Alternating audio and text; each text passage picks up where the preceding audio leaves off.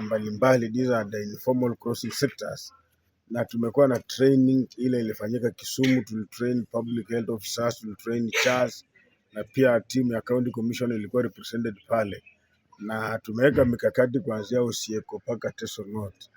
Na vile leo pia tumeongea na county commissioner kutumia village elders, tutahakikisha watu wanapita kwa hizo areas wanakuwa sensitized, na pia wenye wanapresent na any suspected cases watapelekwa kupimwa.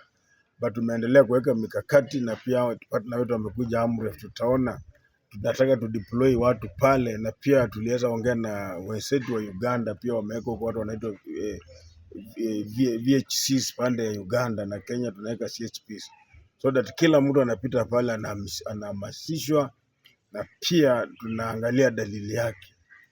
Hizo ndio mikakati tumeweka sahihi. Mtazungumza Kiingereza. Kwa majina naitwa Dr Patrick Angala from AMREF Health Africa. We are grateful to the government of Kenya and the county government of Busia, and more so to the United States Department of State.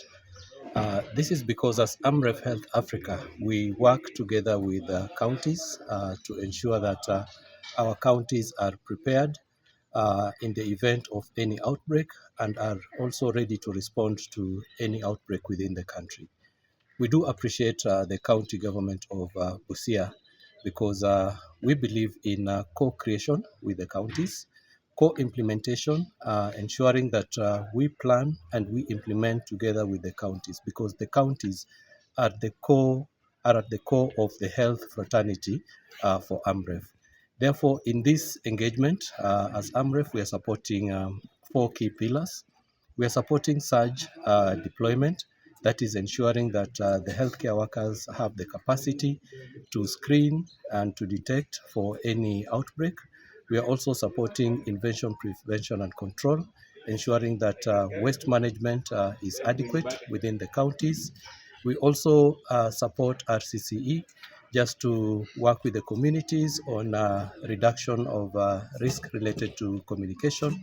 But we also work with the counties and the national government, the National Public Health Institute, to ensure that the counties are coordinated, and together with all the partners who are supporting this preparedness and response in Kenya. Thank you.